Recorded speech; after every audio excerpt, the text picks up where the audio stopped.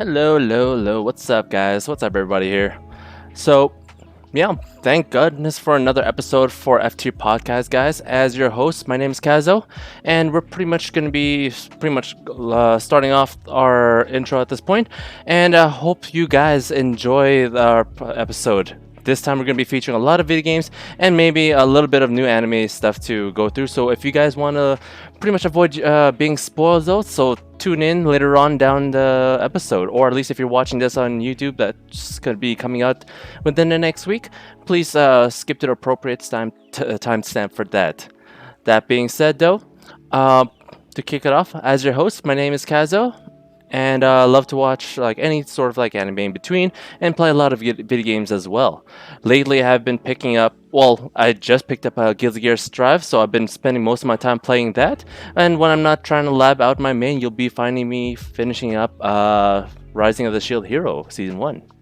Ooh, wow. what I know time? you're picking that up. Yeah, a little late to the party, but you know what? That's still a good show. Yeah, it's a good one. Yeah. Isn't there Season 2 already out or not yet though? No, not yet. Okay. So yeah, otherwise I'm loving the anime. Definitely one to look for. It's probably plus one of the best intros. Period, bar none. It's got a good one. Yeah, it's got a good OP. You gotta, Bar none though. I don't know about that. like it's definitely divided between like the first intro and the second intro. I'm first intro gang. There you go. Yeah, Let's I think go. I'm also a first intro gang. Yeah. Second one's still good. The second one's good, yeah. Can't go wrong with that. So to the right of my screen, you will see my partner in crime under Ray Ichi. He is not only the fact that he loves watching anime and also playing video games, he is also an avid Dragon Ball FighterZ fan and also a KOF fan. So he has no such when playing those video games. So if you want to take out the competition, Ray Ichi is the first guy. It should be on your radar. Say hi to the viewers for us. Wow, I'm like always at the gate for something, eh? Always yeah, the I actually gatekeeper. just finished watching the final episode of the Seven Deadly Sins, and you know, no it was spoilers. nice to end. Oh, nope. Oh no, I just said it was nice to end. Like it was, Wait, so it's the end? yeah, it's the end. Oh shit! Damn. Really? Wow. Yeah, we made it. Damn. Good stuff. All right, so as to the right of Reichi, it should be another person, but he is missing in action at this point, though. So, with that being said, though, he is a mysterious guy, and we'll never know who he is because he always tells us. So, It's the versus sign. You know? that should be the first sign at this point. Yeah. Right We're on. one of those tag team fighters, but each team only gets 2 instead of 3. That's right. And now, basically, at this point, we'll introduce our local MTG champion, Offbeat Hero. Aside from being the ultimate Ghost of Tsushima fan, he has an extensive knowledge of watching all good anime. So if you're looking to feel very cultured today, or at least next week, call up Offbeat Hero. Say hi to the viewers for us. You know how to do. Wow, so flattering. I'll have you know, I've enjoyed many terrible anime. my taste is not exclusive to good shows. There's a fair dropping of bad ones in there as well. But if we're talking about what we've been watching, I just finished Castlevania. Oh, let's go. That show is also done. You know, final season finished, like ending, over. There is going to be a spin-off one coming out though, featuring Richter Belmont instead of we had Trevor Belmont in this one. Mm-hmm. And honestly, okay, the Castlevania story pretty dumb. You know, it's like some Dracula shit. Who gives a fuck? But damn, is the humor and the animation not on point in that show? Holy, this last season, you could tell where the budget went. There were like 3 or 4 episodes where just like the fight scenes were out of this world. It blew my mind. So I mean, if you've been sleeping on Castlevania, like check that shit out. It's good. I mean, season 1 is like 4 episodes, and there's like 2 more seasons to go. Damn. Wait, 4 episodes, 1 season, and that. Oh wow. Okay. Yeah. That's. And then seasons 2. I can't remember if there's 3 or 4 seasons, but yeah, season 1 is just 4 episodes because it was like a like pilot season. Right. They didn't know if people liked it or not, and then after that, the other seasons were like a full like 10 episode season. So Nice. But yeah, check it out. Show is good. It's fun. All right, man. I'll take your word for it. And last but not least, we have Thicc Churro on the building right here. Not only hit the fact that he loves watching anime, playing video games as well, he is an awesome DB Fighters player. And lately, I've been checking out, or at least looking up on your profile. Last game was Civ 6. So at the very least, if you want to say hi to the viewers of us, let us know about your experience playing that game. Talk to us about it. How's it going, guys? Yeah, man. No, I love any kind of strategic game. So like recently, I reconnected with a friend, and they were like, "Hey, how about some Civ 6?" And I was like, "Hell yeah, man! Just like that. Hella down for it." And with that, even though I missed last week, big announcement coming from Microsoft, at least for me anyways, was Age of Empires 4. Yeah. Oh, let's go, baby. So excited for it. No, it's hype. I was like, dude, you guys are super on Age of Empires 4. Yeah, right. And as a fan of the series, I have been now for in almost 20 years. Jeez. But it's good. So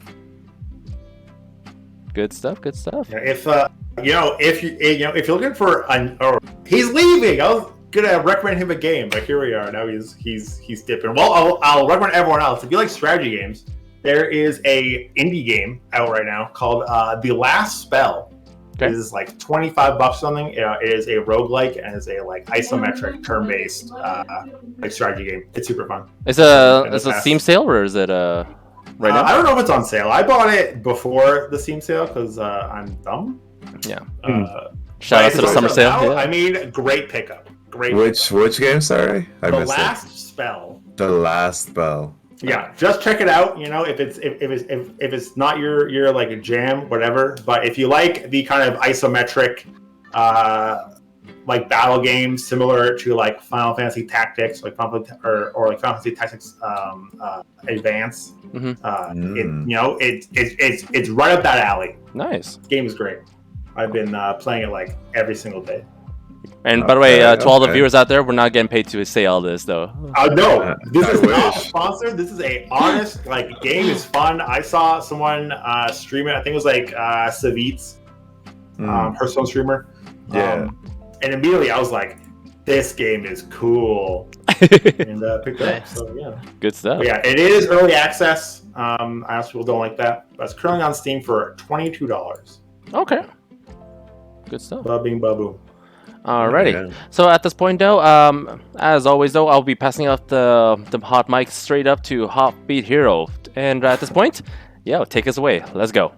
Passing the hot mic off to Hot Beat Hero, huh? Here, I'll remember that one, definitely. Mm-hmm. But speaking of games, we're going to dip a little more into the games, specifically versus multiplayer games.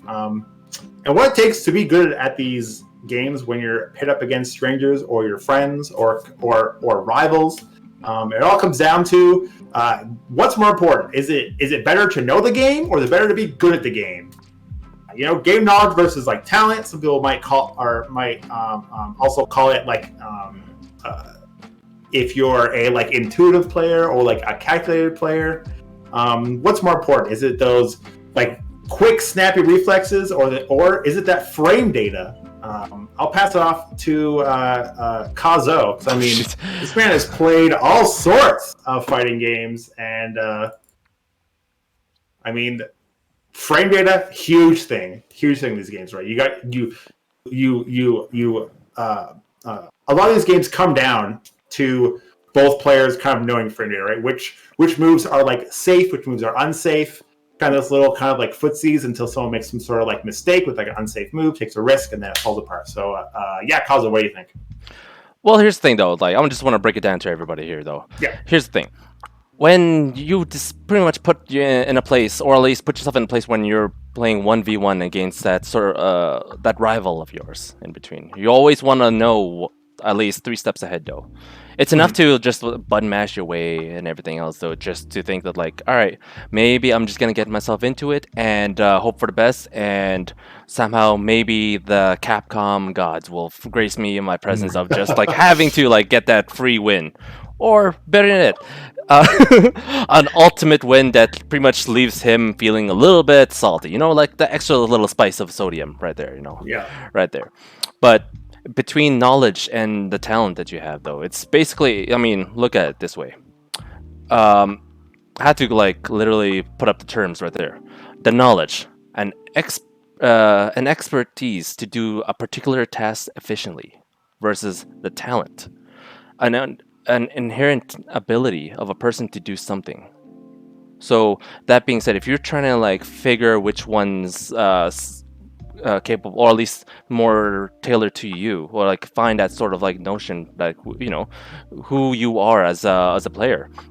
For me, I would probably say that like, you know what, talent can go a long way, right? You can have the knowledge to know something, right? Like you could just look at the manual. Actually, what am I talking about? There's no manuals these days. You can just download it off and find something from Look another. at the FAQ. Exactly. Look at the game facts, dude. Oh man, game facts, yo, that's oh man, I miss the game facts. That's a throwback. That's right, man. That's Game Facts is still around. yeah, but like, they? how often do you They're- use game facts? Like, especially since like I remember even before, like trying to go over like That's a you know a boss, and I can't do that Wow. without The like site looks exactly the same too. I gotta Yeah. say. Like nothing has changed. oh my goodness, like the whole 500 text words of like all Yeah, and just like ending. like the like first or the like first bit is always like a like the art of the game logo. Mm-hmm. Oh man, that was pretty boss right there. That's it. But back to what I was trying to say though, like, okay, I'll bring it down to you guys though, especially with the lore of the FGC, like especially with the fighting game community wise of things, because like even with knowledge and talent, it goes hand in hand to not just with fighting games, but it also goes to other games as well too, right? I mean, take a look at League, right? Is a person can be that good when he just pick up the game, or does he have to know the knowledge or at least extension of what the any person or for any champion can be to make sure that he could be or he or she can be a better player? Who knows, right? Or back to all even for fighting games, or not sort of fighting games, but like shooting games as well. Valorant, you know, can you know every map there is to it, or it's literally when when a person just tells you, it's like, or look at least when Bad Rice was teaching me a little bit of like how to play efficiently on Valorant. It's just literally stop, point, and click, and you get a headshot almost every single time if if you happen to make it work, or at least get the hit points as you can. So going back to for fighting game wise though, are you guys familiar with Justin Wong? I am not. Nope. No. Okay, so Ichi, well, probably would know anyways though, but like would already have known him already, not personally, but the fact that like Justin Wong is like, what was the best way? Okay, name me an esports player that like pretty dominant in the first person you think of, offbeat hero, Thicc Churro. Like something as like high Dude, up in there. I'm thinking Faker. Faker? I'm thinking Go Ichi. Goichi, okay, there you go. I'm thinking, yeah. So, okay, you know Faker obviously at this point. You know like Shroud. all the stuff. Yeah. So Justin Wong is like the American version of that, of like that sort of thing in terms of like all things considered, fighting games and everything else. So he is the prodigy. He is basically the one who pretty much been dominating in most fighting games, especially Marvel, and was the. Unfortunately, he was the one who took the L against Daigo in terms of like the Evo 37, I believe, of like the parry video, right? Of the third strike. Oh, one. okay, yeah. He's the one who got bodied there and pretty much made a name for himself getting bodied, right? So, that being said, though, I mean, like, I'll look it up and everything else in terms of like game knowledge versus talent. So, Justin Wong, one of the best players in the Western FGC, right there. So during his round panel, like when he was talking about his whole experiences in the FGC, he talked about how horrible he was when he was stepped into like the arcade scene over there. So for the first time, as like for him as a 10-year-old, it took him 6 months just to learn. For him to learn to consistently throw fireballs or Hadokens. Because you know how it is. It's just cortical forward and punch. Yeah. Yeah, in Smash. Or if you actually use the manual, right? Not just if you do side B, right? So for him to be like 6 months to learn something as simple as that, it took rather than like the average person maybe taking less time, obviously, just because you have the training mode, or at least people to actually teach you. But 6 months to learn a fireball technique, get that out of here, man. So for him, he was basically considered at the time the worst player in Chinatown Fair, which is like the one in New York State that he was living at before. So everyone was better than him, and in his words, I could pretty much quote down that he got bodied for every single night for years. So imagine getting bodied every single time, right? Until he eventually became the player that we know right now as like the king of Marvel, right? The best player and like the ultimate, I guess, the rival to Daigo, like one of the best players in Japan. Climb the ladder. He literally climbed Start at the bottom. Now we're here. he literally climbed the IRL rank mode right there, man, of things. Rank ladder, dude. So spending thousands of hours to reach that level of mastery, right? That better than like most players would. Versus that's basically, this is the knowledge, though. I'm just saying, though, even though he was proclaimed the prodigy of it, he literally was learning the ropes of like every fighting game, and it basically at this point, though, going back to who he is now, he's basically all his fundamentals that he learned from all the fighting games and all the experiences go hand in hand to what all the games that he's doing now. So now, like any game that he did pretty much works to for future fighting games into itself. So regarding natural talent, now let's say we mentioned already Goichi, right? Now let's take a look at another person named Faker, or in other words, in this one fighting game wise, Infiltration. So Infiltration is this basically is the best example of like born gaming genius, I would say. Like he never picked up any fighting game until Street Fighter 4. So remember, Street Fighter 4 came out 2008. So people, all the old heads, the old boomer FGC guys, including me, be like picking it up from way back when and be like, "Yo, this is the way of like learning through and everything else." And then in comes this random kid, I don't know, maybe just like picking up just Street Fighter 4, and yeah, he's like, "All right, cool." So he basically at this point, like he pretty much dominated everyone else who thought they were good and all the other Street Fighter ones, yet he picked it up so naturally and gracefully. So the same year he picked it up, he placed third at EVO, and then he took first place in EVO like following year later on, like on 2012 and 2013. So with that short span, you already had that sort of mentality already into itself. All this coming from a dude who just picked up fighting games where no one in his country played fighting games. So it's pretty wild. It's wild, man.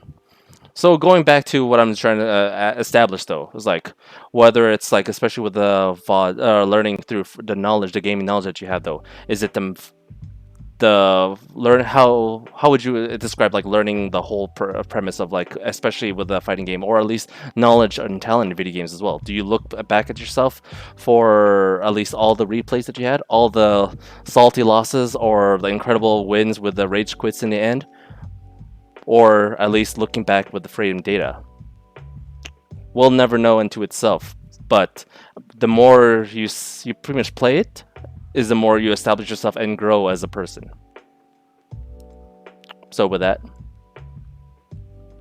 I leave Damn, it dude, that was quite the tale of rising from the bottom up to the top. That was literally about this for a bit. That was my Tales of Vesperia moment right there, man. That was it. This is, courage is the magic that turns dreams into reality. Ooh, I like that quote.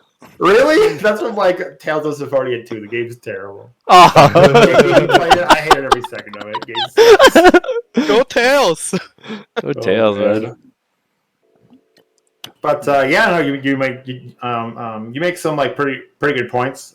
Do you think one is better than the other, or it's just like still kind of up in the air?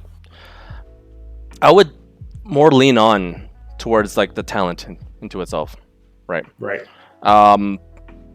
Again, before I ended up like reiterating and everything else, though, it's just a matter of like, hey, any person can like really put up read up the manuscript of like learning what shouldn't you do and what you should do. Mhm. But at the same time, if you're able to process at least or at least establish some sort of like game plan that you can go through, and it already helps, especially when you're learning it too. And then if you could pick it up that way, bam, the talent is already there, right? Yeah. I mean, like, okay, here's another example. I haven't even mentioned it though, right? New kid. Okay, let's go back to Street Fighter V, which is the latest. I mean, at this point, it's kind of like been on for a while. So the game's been on for like 20. It's old, but it's the old, newest one. but it is. Yes, you're right. What you All right. got? So the old heads, right? Old FGC boomers, right? We have Daigo, we have all the everyone's like I mentioned previously. Been playing since the days of pretty much at this point when nobody else been playing it. So all the new kids on the block trying to like check it out and everything else though. And you know what? They pretty much all right, start from fresh. Even though they designed the game to be more accessible to like the fresher audience, like the newer people, right? You have the old guys who already had the fundamentals ingrained in their head, right? So with that being said, that's why I firmly believe like talent can go a long way, man. That's why you have like those talent shows, man. Look at like America's Got Talent and all stuff. They don't have America's Got Great Knowledge. Hell no. Excuse me, haven't you seen Who Wants to Be a Millionaire? Ugh. Jeopardy? Yeah! All right. We're gonna make it spicy right That's now. right, dude. Check and mate. But yeah, I'm gonna give the fans out there some like hope, Okay. Those people who started playing a game, and they were just dog water. They just suck super bad. Talent, who gives a fuck about talent? If you put the time and the effort in, game knowledge will always trump talent. Eventually, Eventually. Eventually. Okay. Talent is just like, a like free head start, right? And sure, sometimes these talented players pull out these really crazy shit. Talent players are feels like to me anyway that they're always getting those highlight clips, right? Doing some sort of crazy ass shit. That one's like, oh my god, how they figure that out? Because they just like knew it. They just knew. But I think at the end of the day, as much talent as someone can have, it does only get you so far. You still have to put you still have to put in the like work and the hours to learn the knowledge part of whatever game you're playing.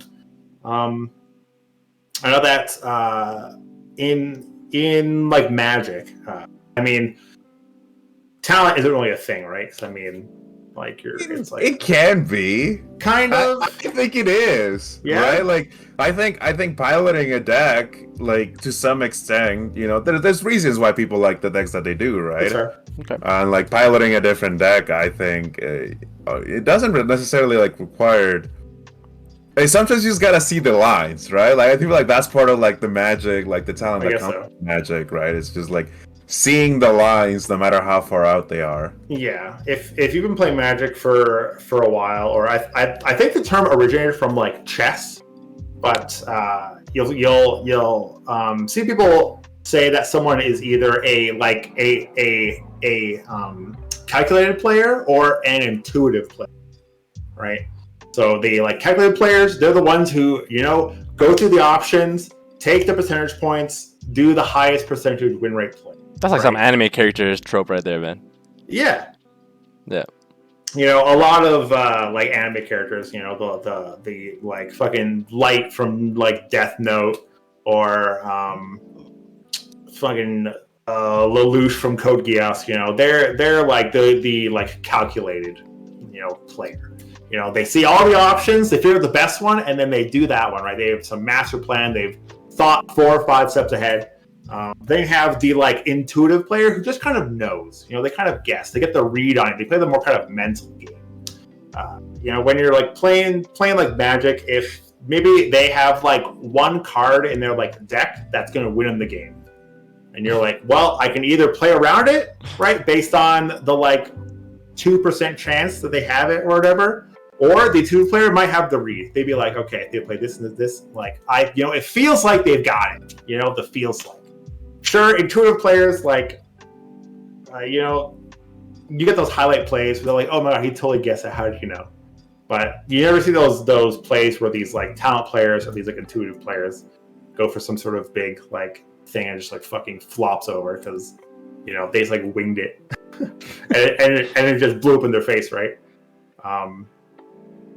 So I mean, sure, it's probably demoralizing. I mean, with that story of that Street Fighter 5 guy who just like picked up the game and was like, "This is pretty fun. I can do this." Mm-hmm.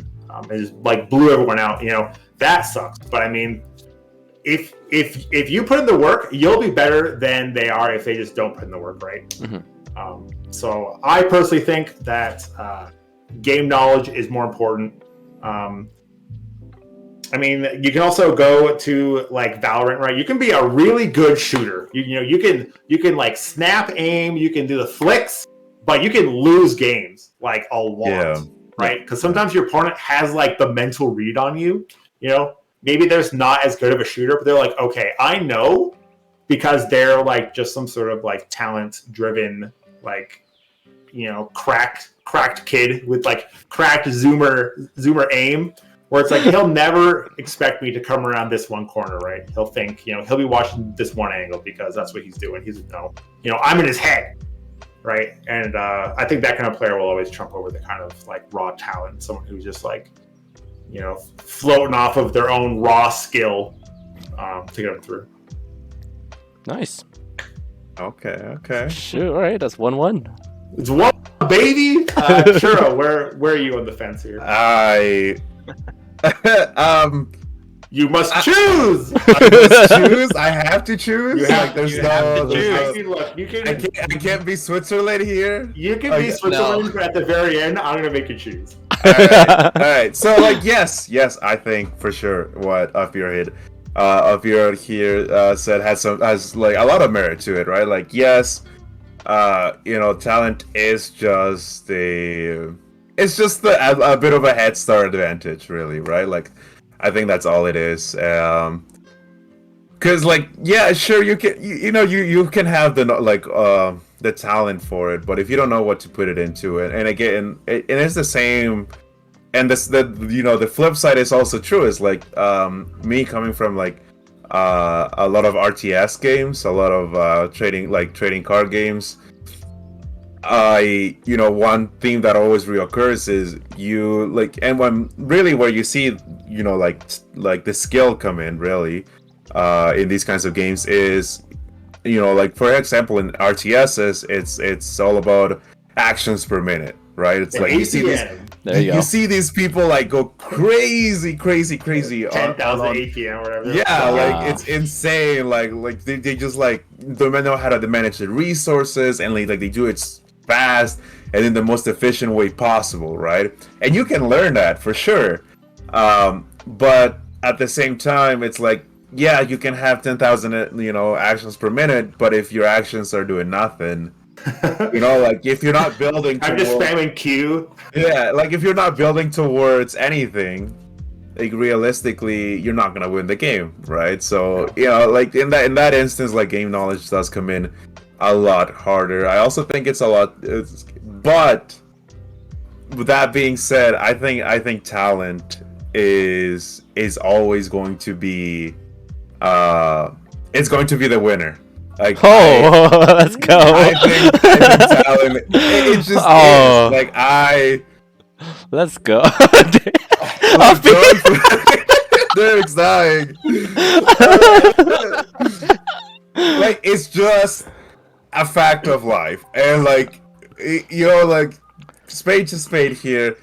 We're all built different, right? Like everybody, like I'm sorry, but no two people are built equal, right? And like those that have the talent, you know, for anything in life, they're just it's just gonna be that much. They're gonna be that much better at a game than you know than people that just don't have the gift, and you know that's just the way it goes. Like I can learn from my own experience. I've been playing League for 10 years now, 10 or so years, and I've hit Diamond multiple times. And there's people that played it like before me, and they can't get out of Gold. You know, Yeah, so it's all about it's that talent, right? Like they have put in the time and they have put in the effort to learn their champions, to learn how the game's tempo goes. But at the end of the day, you know, it's really that it's not really that game knowledge that's gonna help you. It's gonna be your mechanics. It's gonna be how you react to the map. There you go. How you react to the plays, right? And all of that comes down to talent, really. Like, sure, you can mitigate like some of that talent gap with experience, but you know, you just kind of like you're either born a challenger player or you're not. It's right. I like that. I like Are you that. saying other be challenger, Jorge? Like, I know Derek trying to bring up those that were like, oh, you know, if you put in the work, You can you'll do get it. there. Sky's the limit. No, that's not true. Kids at home watching this, you're not special. Some fish can't climb trees, you know? Yeah, exactly. You know, like, yeah, some of us are born sharks. Some of us are born fucking, bottom feeders. And that's Oh my god, that's so dark. I'm just saying, man, like Doomer churro over here. and like I think that the best way to back this up is the player statistics. Oh, right? there Like you the ranking statistics. We see this a lot in Riot games, so like in League of Legends and in Valorant. Percent of the player base are There's also like a lot of stuff for like Blizzard games, so it's mostly like online games, right? Right on. And obviously it's mostly versus games, but yeah, like the ranked distribution, you know, it's all about like there's a reason why there's only so many challengers, right? There's a reason why we have top 100 players. Like have they put in the work? Yes. But are they also like super fucking crazy talented? Also yes. Right? So like at the end, like yeah, you know, like you can put in what was it? I can't remember from where this is from, but like a talented player putting in 10 hours of work versus a non-talented player putting 10 hours of work is not going to yield the same results. Yeah. Right? Like the talented player is just going to like just going to go get that much further than the the person that has no talent or less talent. Mm-hmm. Like, I'm just saying, man, like it's there, the stats are there, and Stats don't lie, man. it's true though, right? Yeah. Like in life, like even you can take like real life examples too. Like we have professional athletes for a reason, right? Like they put in the work, but also understand that they were born with the gift, right? Like you know, like Ronaldo and Messi are like revered for a reason. Like they're crazy players, Right. and they put in the work. They do. But were they also born that way? Absolutely. Mm-hmm. So like it's just talent. Like yeah, you do have to learn stuff. Like you can be the best. You can be a good game, a fighting game player. Like shout out to Gerard over here. But like you can train for hours and hours and hours And still lose to Thicc Churro. to crispen up those combos. But if you can't pull them off in the game because you don't like the other players just not giving you the chance to, like that game knowledge goes to waste. Yo, well said, man. Wow, here you are being like, I'm gonna be Switzerland, and then you're like, dude, easy talent. Close. Don't even add me. Hey, I asked if I could be. I didn't say I was going to. All right. You gave him that, man. Well, Ray, it's up to you. Will game knowledge tie it up, or is talent gonna crush knowledge under their light years ahead, born out of the womb fist? Bottom feeders, man. Bottom feeders. Who's the shark? Who's the bottom feeder?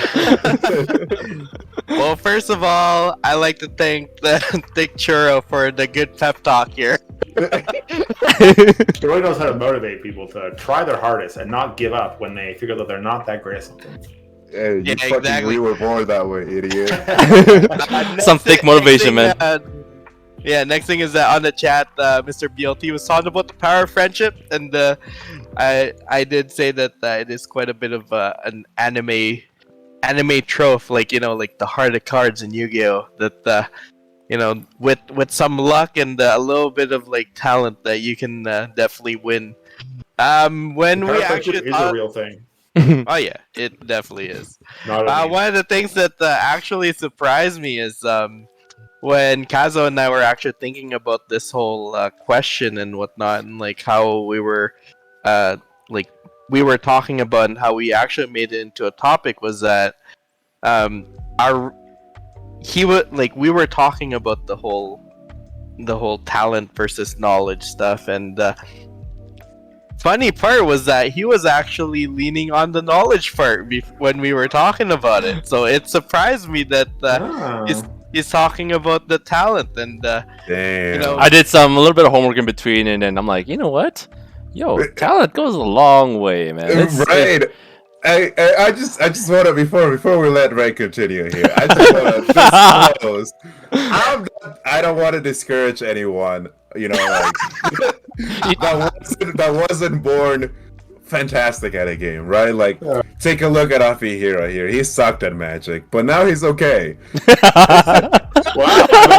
Okay.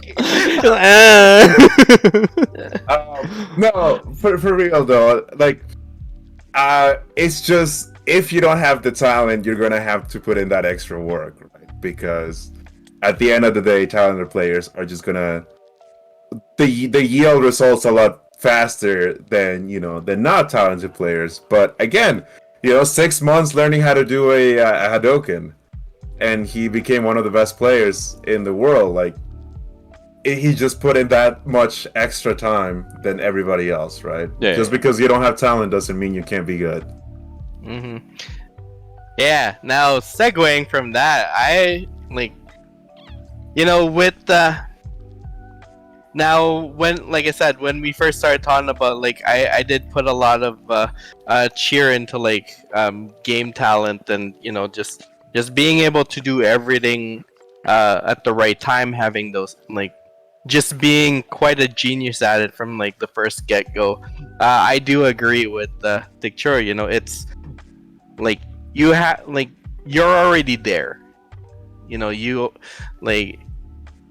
You have the skills and stuff, and you pick it up so well and easy. But the one thing that I am gonna say though is that it's not necessarily just a skill, but and the talent, but I like to go by way of it's a marathon, right? Mm-hmm. Kazo and I would usually joke, yeah, when everybody's not playing Dragon Ball Fighters anymore, we're gonna be like the top players because we know everything, we know what to do. I like to go by something like that, but the fact of it is, whether you are skilled or whether you have the talent and everything, you still need to put in the work. It's like what you guys said, you may have all the skills, you can have the perfect headshot from hipfire without having to do anything, but without actually practicing those skills, you cannot get it 100%. So for me, I do believe that having the knowledge actually will win the game.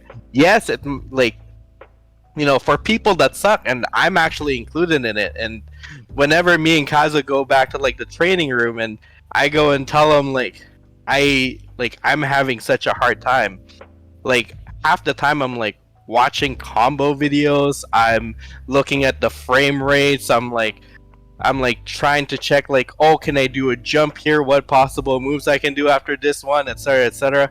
And I still suck at it. But the fact is, I put in like Kazo's like 300 hours in Dragon Ball Fighters looks very different from my 300 hours.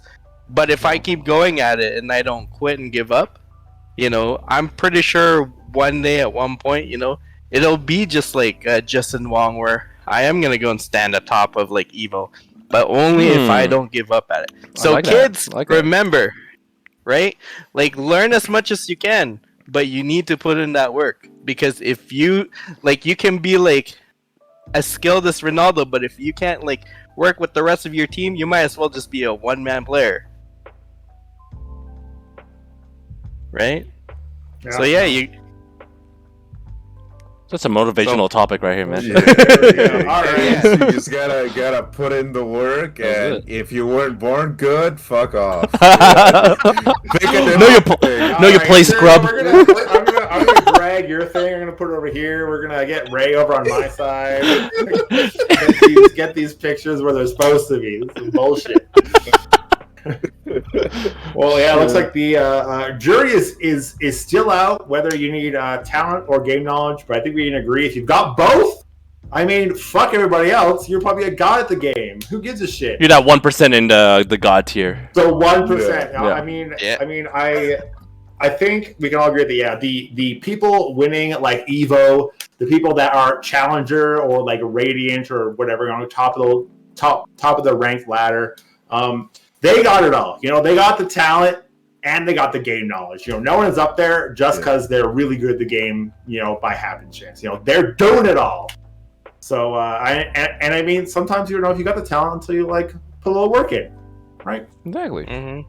Of course, just because you got talent doesn't mean it does not make you a god automatically. You definitely have to put in the work. You may think that you're a bottom feeder, but you might just be a really small shark, and you just gotta like eat a couple bottom feeders to become a shark. And next thing you know, actually, fun story Let's about go. the League of Legends player. I think it was I forgot who it was. It's a top laner in Korea. By the way, Korea is renowned to be like the League of Legends like pinnacle, Oh, really? Best. They got everything. Yeah, They got Dota Legends, they got League of Legends, they got StarCraft Legends, they got everything. They got everybody. A top player in Korea that now plays pro, has been for a little while now. He was bronze, like hard stock, bronze 5 before Iron came out, right? Like the lowest rank you can be hard stock because he only played Teemo. Because he liked Teemo. He only played Teemo. And somebody was like, what if you play someone else? And then he did, and then he went pro. there you go. That could be you, That could be you. So for those who don't really play like League, so it's like, is Teemo like considered like the joke character? Or the Joker? I mean, like he's alright. Okay. Like you'll never. Well, I shouldn't say never, but actually, I don't think Teemo's been played professionally. I really ever since season 1. Like, okay, he's a bit of a meme, but he's not necessarily bad. Yeah, like he's an alright solo queue champion. Like you'll never see him in pro teams. Okay. Yeah, like League is like a fairly balanced game. It's not like any champion is like you pick it, everyone's like, oh, okay, this guy's just like memeing. Right. Oh, okay. Right. But I mean, it's also not like the meta. Okay. Yeah, think like Rang Chu from Tekken 7. Oh yeah. Rang Chu plays Panda, and everybody thinks he's like a joke fight. Panda's like a joke fighter, but then next thing you know, like he just owned like everybody with it. So basically, every character, or at least in this case, Teemo, could be viable to win the game. Yeah, you can play with. Yeah, sure. Like he's alright. Yeah, he's not too bad. He's not the worst. I'm quite fond of him. He's a fun character to play. But he's just never the meta, right? Like he's never going to be like well, again, not never. There were some times where Timo was very strong, but he's never going to be like the top dog, S tier, God tier, UI Goku tier. Ooh, Right, wow. yeah, I mean? when it comes to like a lot of these games, I mean, in a lot of games, mobility is usually king, right? The more mobile your character is, usually the better they are. And Timo's not very mobile, so I mean that's what kind of puts him in like a pool of a bunch of other characters that are just kind of either slow or not mobile, right? It's like a lot of also fighting games where generally the fast fighters are like the better ones. Sometimes the heavies are fine, but if like your attacks are so slow that nobody can like fucking land them, like they're like gonna be bad. I wish it was the same for Guilty Gear Strat, man. Totally different experience now. Yeah, The heavies are the kings, man. And they're changing it. They're changing it up. They're changing it up. Yeah. Changing it up. But yeah, so I mean, hey, if you're out there and you're maining like Krillin and you're just like stuck at the bottom, maybe try someone else. Maybe You never try know, UI man. Goku. Yeah. Yeah. Things will turn around. But on that note, we're gonna move on to our next topic. On Netflix, a series came out a couple weeks ago. I think it's still pretty new, right? Correct me if I'm wrong. Yep. Yeah, it's Couple about fairly. like 3 weeks. Oh, 3 weeks ago, yeah. Trese, Trese. Trese. Trese, however you want to say it. It's out. It's on Netflix. Trese.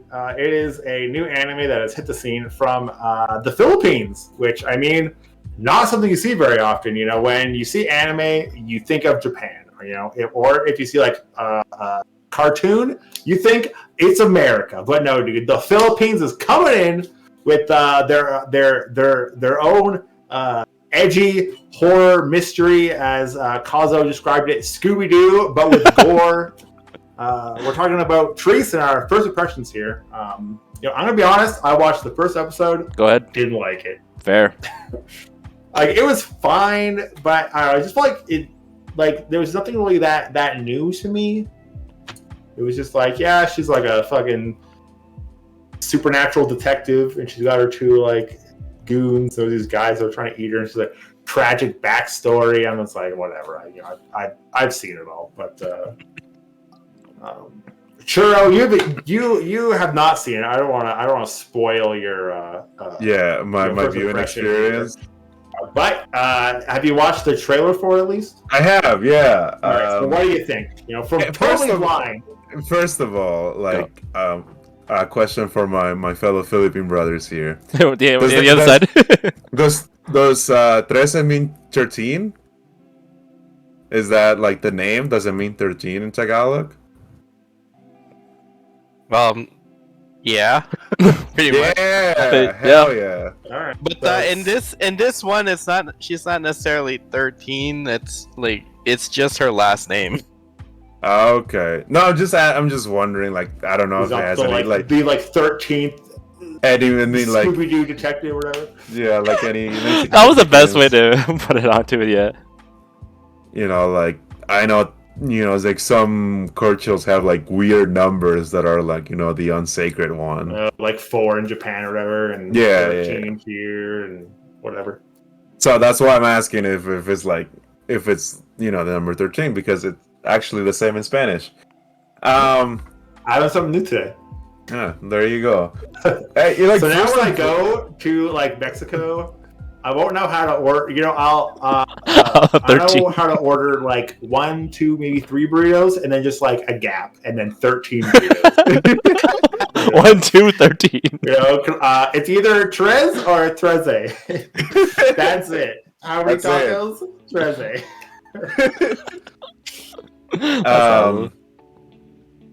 So yeah, I don't know, like first impressions from the trailer. It looks cool.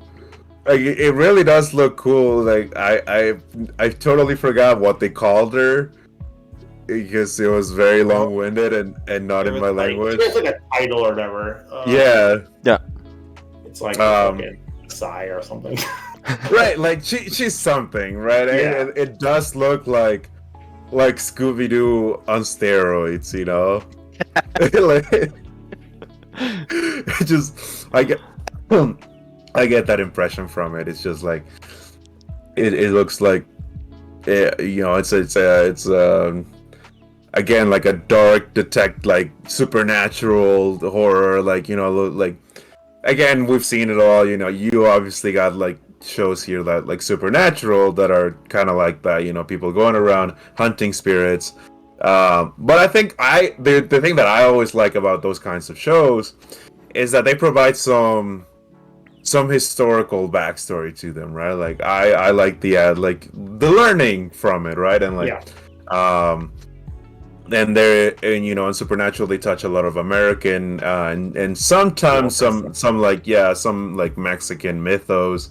But I don't know, like it's really cool to see horror stories from other cultures, because it's just it's cool learning about it. Like in Japan, we'd have some horror Japanese things before, and like it's like, oh, this character is actually taken from like this story, and so on and so forth, right? So I am down to learn some Filipino ghost stories. I think that'd be cool. Yeah. I did enjoy that like aspect of it. You can definitely tell that it has its own kind of horror style to it, right? Mm-hmm. Like sure, there's like ghosts and there's ghoulies, but their flavor of ghosts and ghoulies is still different enough that when I like see it, I'm like, okay, this is like a special Filipino like ghost or ghoulie that's like to like them, from probably taken from some old folklore that I don't know about, but it definitely feels fleshed out enough that it's like they didn't make this up. This is this has some sort of source from it, and that is fun learning about that kind of like oh, they have this you get this like underworld goddess of death girl who leads souls on like a fucking train or whatever. Yeah. Or like you got like some sort of sewer gremlin. I'm like, dude, this sewer gremlin is like a scary story that like you like tell your kids. I'm sure of it. It's gotta be, gotta be like you called it. At night, your fucking sewer gremlin's gonna drag you down or some bullshit. Yeah, and like I'm sure Gerard and Ray here can tell us some of the Give us like the the ghost scoop. stories that where they were told as kids. Like I know that one of the biggest like horror stories for me when I was a kid was they're called chaneques. So basically what they are is they're ghosts of kids' spirits, like they're kids that are ghosts. Kid ghost. I don't like Kid that. ghosts. Scary. And they only appear by the river, or by a river, and basically, like if you go and play with them as a kid, they'll drag you into the river, drown you, and make you one of them. Right, and then you can play forever. Yeah, and I was like, no, dude, like that was like one of the scariest ones for me. But yeah, like Ray, give us the scoop, give us the lore. Yeah, what do you think? What's the lore? Is it accurate? To be honest, like when I actually watched this, I was a little confused. I couldn't tell if it was like a action story or a horror story. Right. No. Coming from the Philippines, shout out to the Philippines, because they're trying to like break out through everything, which is great. The only in terms of like some of the lores, like the little sewer monster, it's called Nuno. It's like Nuno. They're not necessarily like sewer rats, but they're more like in like where I grew up in Manila, like they're like how do you call it? Like they're little like you go out to like the grass and whatever, and like you see like something that looks sort of like a giant anthill, and then when you go play in there, like you're gonna have like this little gremlin like hang around you, and if you actually destroy their place, like the little anthill thing, like they will curse you forever, and like you're either like gonna disappear from like you're gonna disappear from like the physical plane, and you're gonna wander off like the astral plane forever and things like that. So that's one of those. The one thing, yeah, one of the crazy ones that I actually liked on here was they called it the Chanak, and that's they're like they're basically like babies that was like left out into like the fields to die, and then That's if fun. like evil spirits gets to them and they like mutate and they'll go and like do I got I got that one right. Yeah, and then like they'll come follow like their parents and they'll kill anything that's on its like on its way to get to their parents.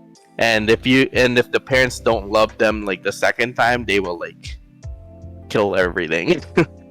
Like that's like the most messed up one. But yeah, like watching it, like I was impressed that with what they've tried and stuff. Like it's something like the fact that they're trying to bring out like Philippines and the lore and everything is pretty cool. And I agree with everyone with wanting to learn more about it. Like definitely, like I've already learned some of them, and I want to learn more about the rest. In terms of like the stories and everything, me actually like I try not to watch too much horror stories nowadays because I tend to like sleep and just have like crazy ass nightmares. But like watching it is a bit of like a like for me being Filipino, like I'm proud of like seeing it. But in terms of like actually watching it in like an anime, like come on, we've all seen like really like way more messed up animes. Yeah. And to be honest, if I'm watching like a horror anime, like I know like there is way much more. Like I could probably count in like both my hands. That's like way more messed up than this one. But it's a definite good try, I think, for me. Yeah. Nice. Yeah, I also did enjoy how like in the dialogues I watched, because I guess technically the English is the official like language of it, right? The like Philippine is like the like dub technically, whatever you want to do that. Yeah. For, but I did enjoy that the English still included like some like what I assumed was like Filipino slang. Yeah, so, like a things lot of like Filipinos. yeah, for like something that like I like assumed was like slang for like friend or bud or Yeah. pal or whatever, right? That's- so that was pretty neat, yeah. but they're sort of like kind of like slide that in while still keeping it like the English dub. Yeah, slang name over there is like when they keep calling her bossing, it Yeah. means boss. Yeah. Yeah, It like it. Yeah, it's Right, like I was like, this is a like Filipino slang shit. nickname for boss. You get to learn too at the same time, man. yeah. Like I Filipino slang. I did learn some stuff. And what do you think, Kazo, of this show? So far the first episode I went to watch prior to like doing this podcast show with you guys. I went to Yeah. watch like 2 episodes in. There's 6 episodes overall, if I recall. But I went to watch the first 2. One, I went to watch the dub version in Tagalog, like strictly Tagalog. Mhm. And then the other one was like the official, which is the like or the slang The English. version, like Taglish, like The mixing English version. Tagalog and English into itself. Between both of them, they have pretty good voice casting, or like at least with the actors into itself. They definitely was definitely involved into the roles, and they filled the role that void perfectly. There hasn't been any issues. There isn't that one where it's like one less than the other. Because I was assuming, especially let's say when you look at between which one's better, like the dub version, one language version, or English. Let's say even with other animes we watch, is it better Japanese or is it better dubbed in English? Japanese, 100%. I mean, not always. Not always. Yeah, as There's a general exceptions. rule, I like to watch shows in the language that they were made in. Yeah. But it's funny how you mention it too, because like with this one, when you go to Netflix into itself though, officially it's English, but you have to actually put in like work where you be like, you know what, I'm gonna watch it in Tagalog one time, But between the two, like I was actually trying to like differentiate. It's like if they're because especially with the English version of it, they would still put up their Tagalog version, right, and everything else. But that one was the same person who did the Tagalog version, anyways. So they finally found that sort of like that sweet spot of like mixing it both without hindering like the experience. right? Mhm. Overall, it is what I said though. Shout outs to my cousin Fatima, who actually put it up, saying like it is kind of like the Scooby Doo of like this, or like the dark Scooby Doo, right? Edgy Scooby Doo. Edgy Scooby Doo, you know, zoinks to all that. Actually, the first thing, even she thought it was like Scooby Doo. I thought the first thing I thought was it was like what was that one I wrote up on Constantine, right? Yeah. Who actually, you know, a DC character and follows the same suit because he's also a detective and Yeah. also like follows the same suit of like, you know, the demon slaying and all the Yeah, it things. just follows the kind of like, you know, Catholic or like like Catholic or like Christian mythos as opposed to like Mm. um, yeah, as opposed to like the kind of like a Filipino like folk tales and scary stories and stuff. Right on. But then for this one though, the Trese, it actually was the original one. I mean, like how they do for Netflix. It's actually this whole story of Alexander Trese was actually derived from the comic books into itself. So it is a comic book Okay. hero story esque into itself. Even though, It's an like adaptation of like some existing media. yeah. Even though she does look like Mikasa from like Attack on Titan, 100% for that. I can see it. Yeah, right. But between for like the anime to itself, even like for first impressions, it's subpar. Let's be real, right? Cool. I'm not the only one. I was afraid I was gonna come in here and just shit everyone's day when they're like, "I love this show." Like, I don't really like it. Yeah. Like I mean, shout outs. Like I give a shout out to like Bijan, who actually like pretty much put this show on blast to be like, you know, how well is this trying to be, you know, represented well in Filipino cultures, like compared to let's say two other countries who are trying to like represent theirs very well but can't do it so appropriately. But this one like proves as well. But that was probably the best part about it is the fact that at least there's some good action in between. Not as crazy as let's say other, let's say, because it does definitely gives that sort of American vibe, sort of anime or esque. Not like Invincible where it's like full on disclosure of just pure non-stop, you know, Yeah. craziness, you know, and we all know about that, you know. But the cons about this though, it's very confusing. Like unless you already They knew, throw a lot at you in the first episode, like a lot of stuff at you. right? Mm-hmm. And I didn't even know where to start except the fact that like you know, like should I keep going? Who knows? I mean, 6 episodes. I'm already like 1/3 way. That's it. But but same time, it's like there's not enough backstory to fulfill what's going on, what they're saying, except the fact that she's brooding a lot, right? Yeah, she's really edgy. She's got a tragic backstory. I mean, Yeah. we've seen it all before, you know. Exactly, but I do give a shout out to like the folklore that what they're doing though, right? They're definitely establishing well. I'm pretty sure, as let's say, if I continue like the rest of the episodes in between, it's pretty much gonna showcase all the like at least with the storyline that like people have always been like associated with when they're telling stories like to the kids or to all the people who follows the comic book sense to itself. There's one I actually had to do research on it because I heard about it too a lot, and it's where is that? The white lady that they've been mentioning about it on Balete Drive, and it was in Manila.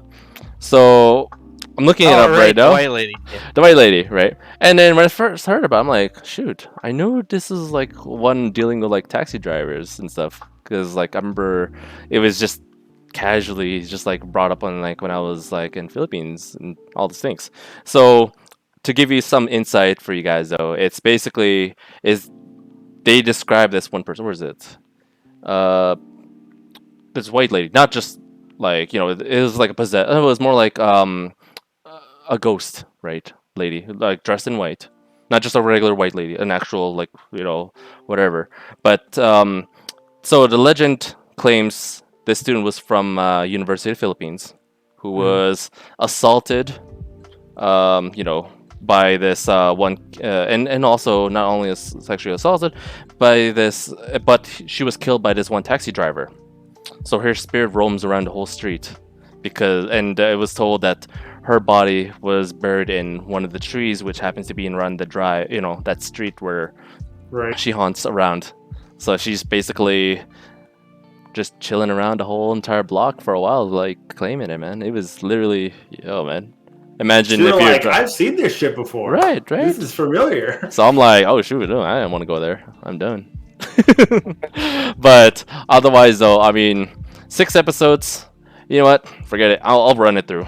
I'll see how it runs. Because, like, you know what?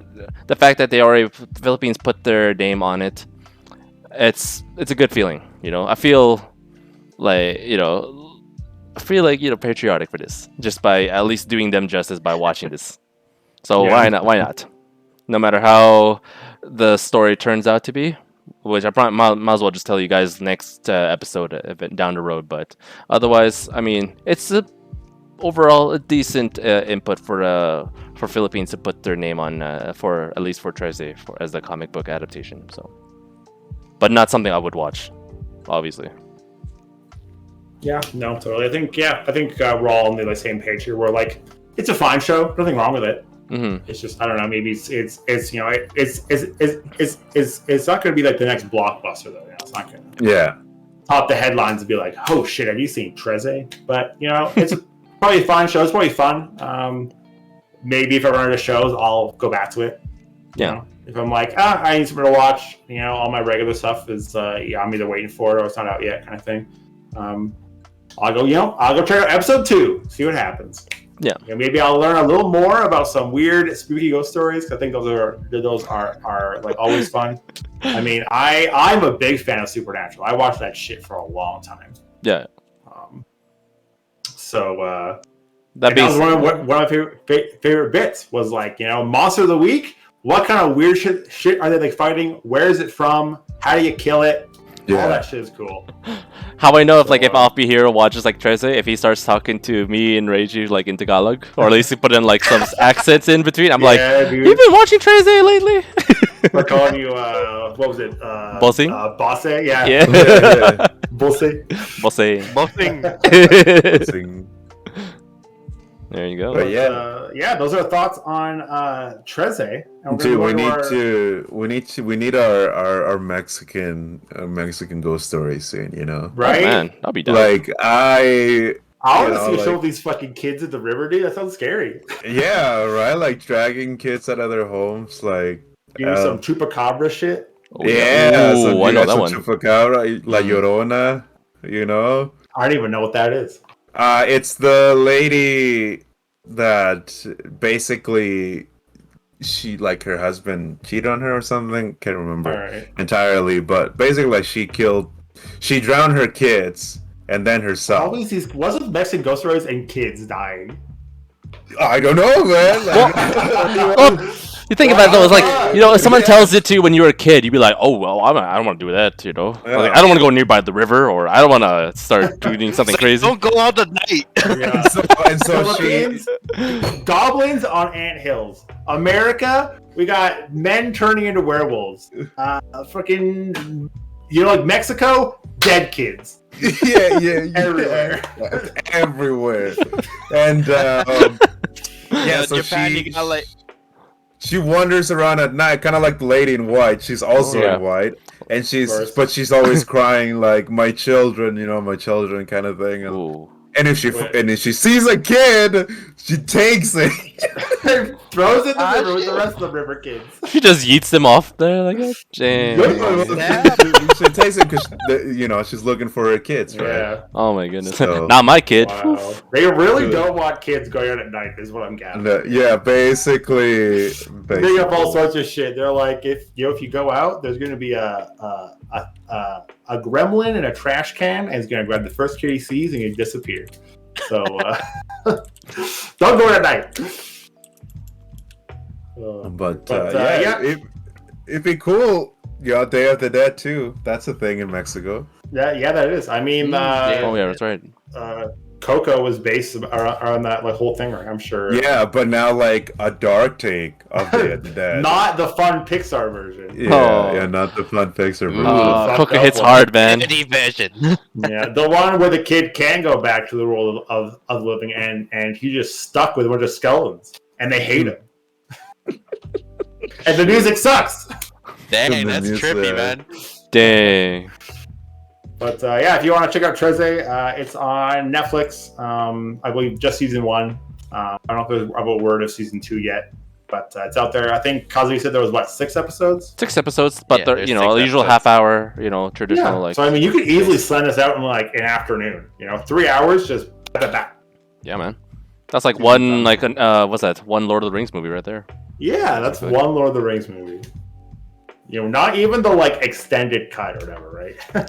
The regular cut. Just the regular cut. Yeah. And with that, we'll move on to our final topic of the night. Speaking of anime, this one probably has a very small fan base, but many have much larger ones, and we all know that the bigger the fan base, the worse it gets. So, there's those people that you share your love of anime with, and we're here to shit all over them. We're going to talk about which fan base or which anime has the worst fan base and why. What just makes them terrible? What makes a fan base good? We're gonna cover it all right here, right now. Ray, what do you got? I know that you have watched a good number of terrible anime.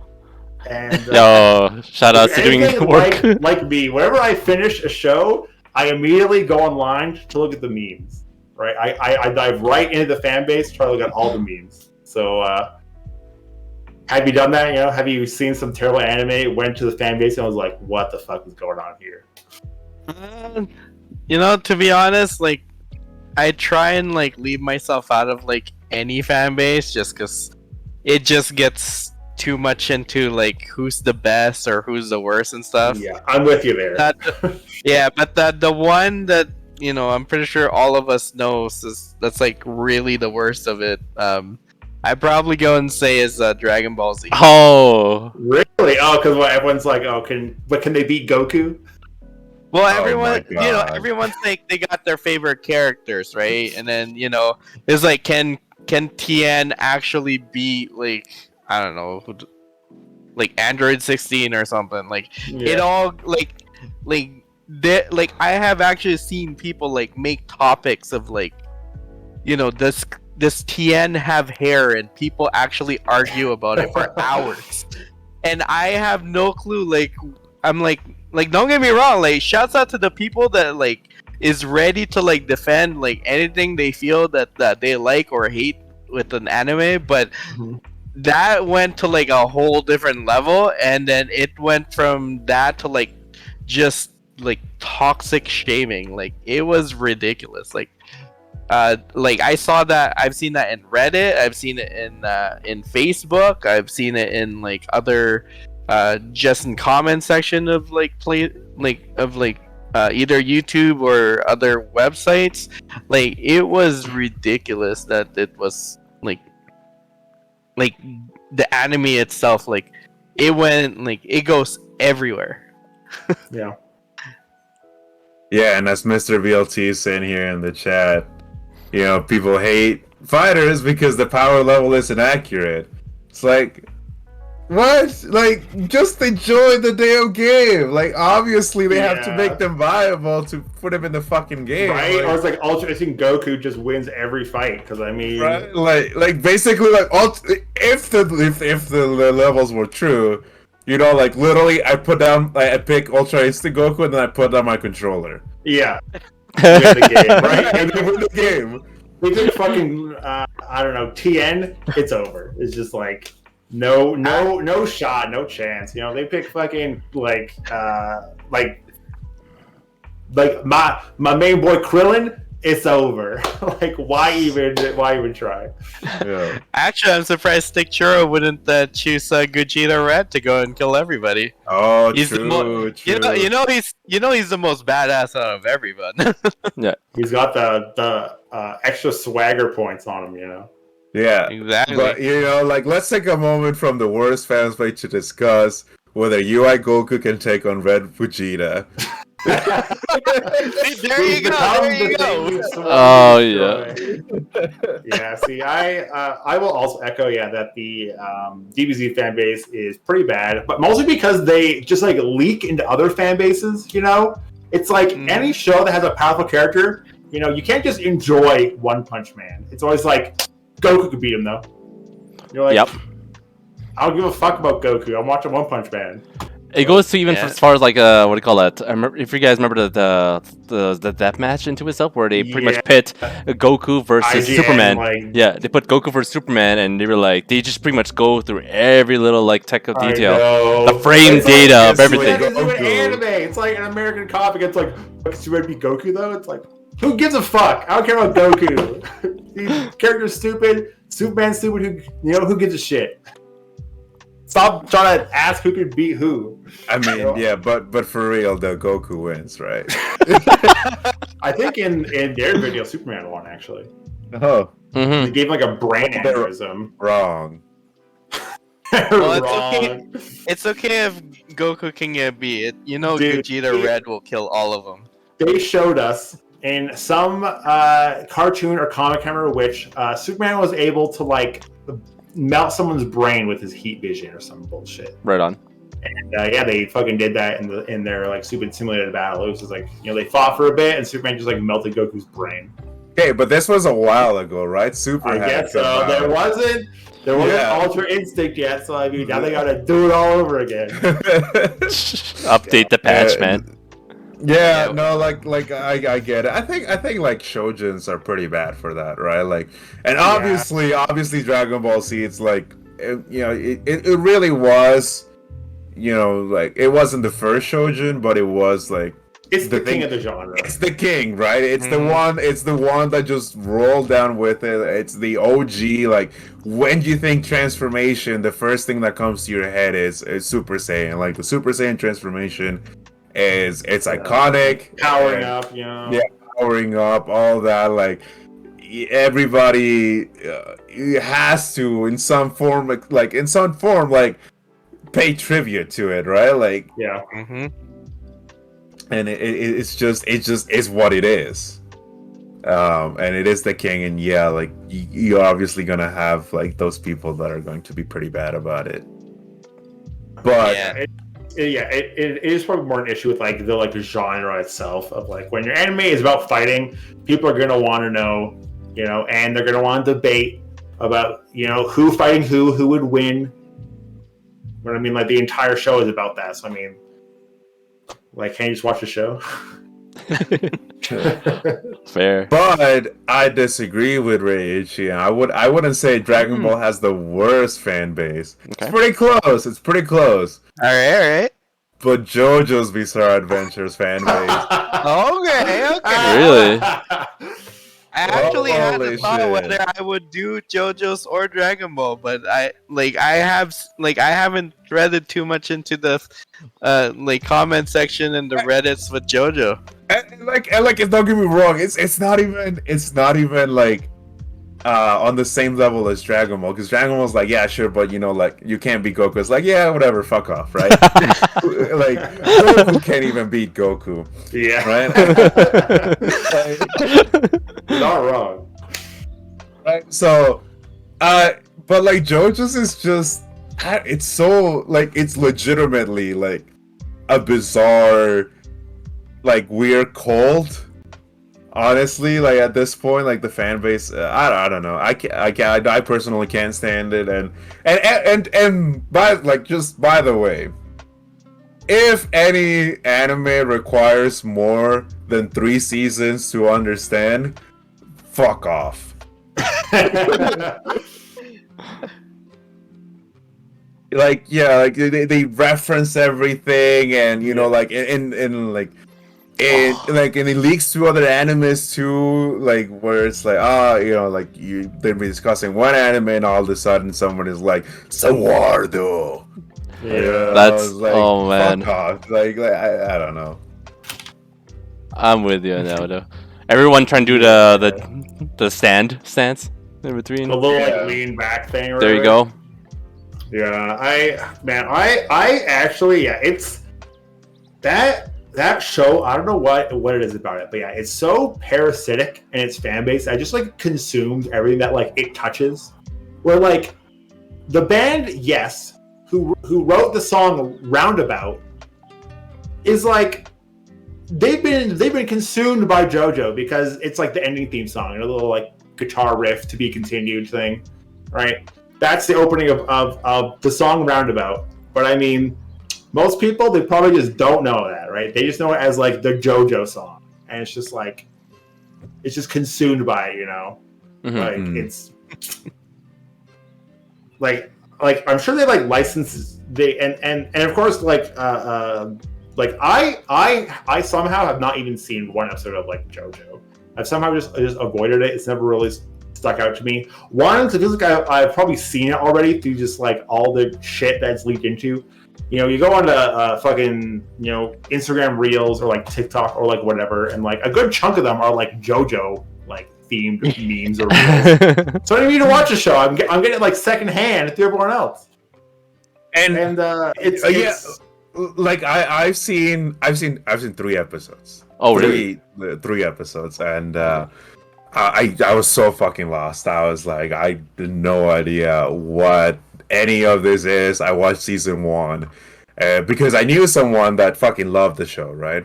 You remember Matt, right? Swanson? Yeah. And he absolutely loved the show. And I was like, you gotta watch it. And I was like, fuck it, whatever, you know, like an hour of my day, whatever. And I was like so lost. And he was like, oh no, see, you gotta start from season 3. what? And and I was like, why does that even make sense? I was like, why do I have to start from season 3? He's like, yeah, because that's like the best viewing experience.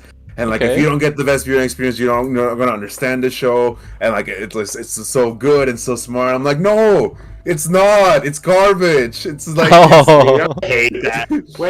When your anime, you know, years down the line is forcing your fans to make watch guides for it, you fucked up.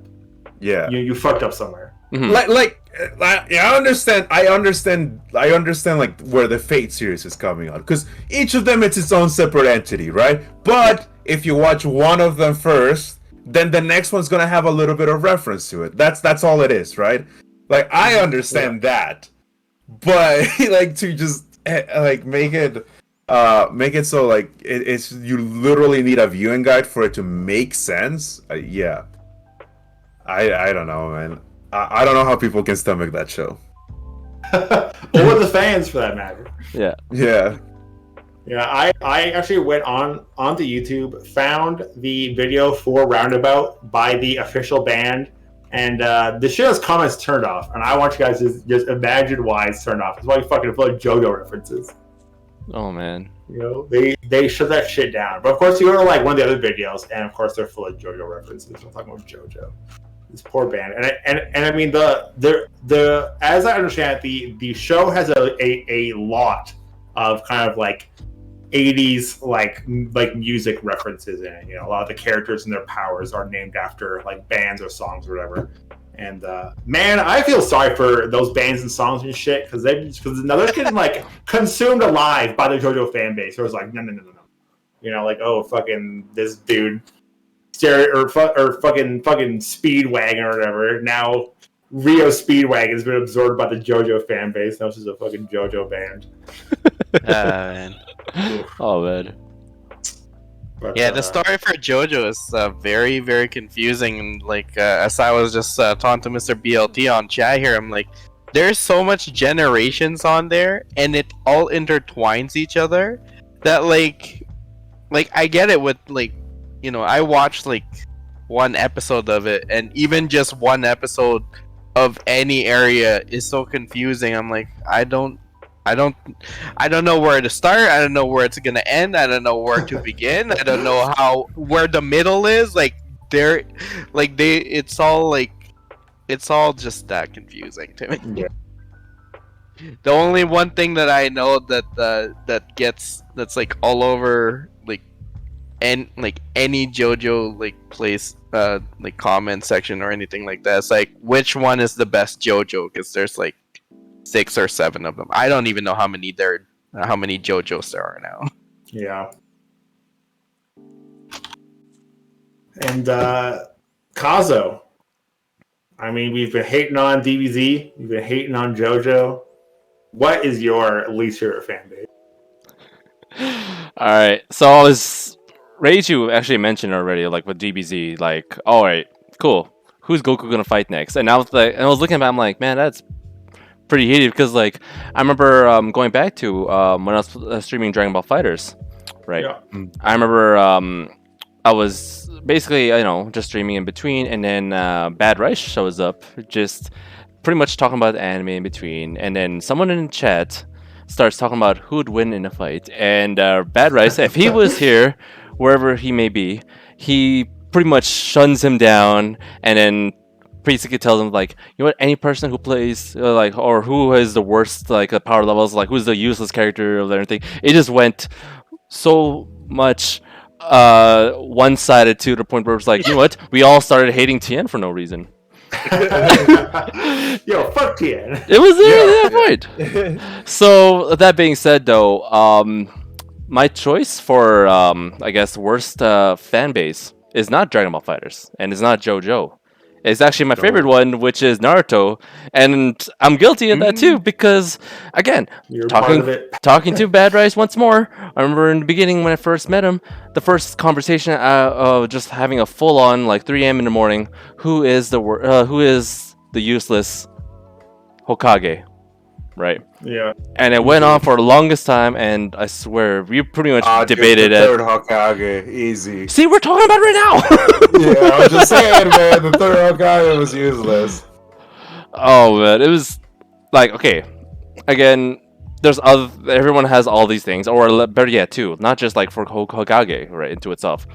Yeah, Let's just say was used like character. you use the character, which like who'd win in a fight, who dominates, which village dominates more overall. Rep your colors. Start doing a Naruto run over to Area 51. All these things. Who's the better looking? Like Yeah. Hokage, whichever, Like, blah blah blah. They start putting I know. ships, not like all these things, and it was like. It was cancer to some people, like especially like even going to what was that, playing Ultimate Ninja Storm 4, where you create your squad, right? You create the ultimate ninja squad into itself. Like, okay, everyone choose their own favorite and stuff, and then you have that one person who choose Konohamaru, right? Like the least favorite, or like all the kids version, and they're like, all the people be like, you trolling me at this? You tripping? You tripping? It's like, know your place, man. Yeah, know your place. Know your place. You bottom feeder. Straight up. So again, Naruto, like I'm super guilty of this because like I have like a full sleeve of like Kurama here, and like I have like the Sharingan here. So at the very least, like, yeah, even I'm guilty of being like, yo, Yeah. what the hell, man? Which I mean, good for you, but like obviously the superior eye is the Rinnegan. So you fucked up on that one. Hey man, Here we go. but the only thing I do appreciate is that at least with the worst fan base, we all somewhat agree at this point. Actually, not even somewhat. We all kind of like lean on to one agreement, even in the worst fan base, that we all hate Boruto. So with that, I applaud to everyone there. So like, kudos to him. And also shout out to Bad Rice for still holding on that sort of glimmer of flicker of light that he's still watching it too. Especially he's you, really right, Ichi, as trying. well. Like, you're telling me all Oh, these yeah. things. And then I'm like, I just come back like it was from a cookout. I'm like, yo, what happened? Who died? What happened? So, that's it. That's it. But if... What about you, Derek? All right. So I have some honorable mentions. Some are hotter takes than the other ones. All right, let's So see. honorable mentions, because I've been thinking about this for a while now. I've been trying to Okay. figure out like which one really is just terrible. Okay. I mean, Sword Art Online. Garbage That's anime. like easy pickings, because I mean Yeah. it's like a self-insert fantasy anime. Everyone wants to be like fucking like fucking Kirito and shit. But I mean, at least they're like self-contained. I don't see them going anywhere else and fuck with people. You know, they're their own, Yeah. their own like thing. The Monogatari series. So I mean, there's like a bunch of them. There's like Baki Monogatari, Nisei Monogatari, a whole bunch. But I mean, it's the origin of the like 300-year-old vampire meme. That's where it started from. That was the fan base. Right. Fuck those guys. Like I have a strong feeling that it wasn't a meme when they first when someone in that fan base first said, like, dude, it's fine to lewd this girl. She's actually a 300-year-old vampire. She's just in the body of a child, which is what the f- guys? Come on. Yeah. What are you doing? The Death Note fan base, because I mean everybody thinks they're L or everyone thinks they're Light, and they're all are just edgy edgelords. Oh, But in reality, they're like the mom. yeah, dude, like the fucking mom. Yeah. God, they're just hanging out, trying their best. Like fucking hell, those guys are. I hate those guys. I think they're so smart and just like it's like. I mean, dude, it's like the same with Rick and Morty, right? Everybody yeah, thinks they're exactly. Rick, but they're all same Jerry's. energy. Like, oh, you gotta, you gotta be really smart to really grasp the mental chess game that L and Light were going up against. Come on, dude, fuck that. It's a show. Whatever. Who gives a shit? Now, before I announce what I think is the worst, I'm gonna go on my super spicy take. I'm gonna say Ghibli fans. Ooh. Guys, chill the fuck out. There's so many Ghibli movies. There's like 5 maybe that are good. Right. I feel like you say anything bad about like Studio Ghibli to like a Ghibli fan, they're like Ghibli could do no wrong. Every movie's a masterpiece. Let me tell you, and then you're like, House Moving Castle was okay, and then you get murdered. yeah, it was fine. Go on a witch hunt. Great. Yes, Princess Mononoke, a fantastic movie, but like Spirited Away, honestly, didn't like it that much. It was fine. People like Spirited Away. It's fine. I get it. Grave of the Fireflies. That's just like sadness porn. There's like torture porn. There's murder porn. There's all these other things. Grave of the Fireflies is just sadness porn. If you just want to be sad, think of being sad. You can watch Grave of the Fireflies and watch some kids just have a shitty time for 2 hours and then die. Like, spoiler alert, they fucking die at the end. I think I can't remember. I mean, I was checked out. But Ghibli fans, you gotta get your shit together. Like, the movies are fine, but like,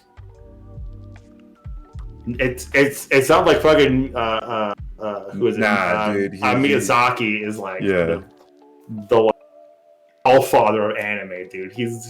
Anime was a mistake. Jeez. But for me, the worst fan base is unfortunately the one of my favorite show, Code Geass. Oh boy, that fan base is just terrible. It takes the worst parts of the like 300-year-old vampire, because Code Geass has some lewdness in it. It's got some like actual nudity. It's got a lot of fan service in it. That's fine. Whatever. But it takes the people who are super into that, right? From say like the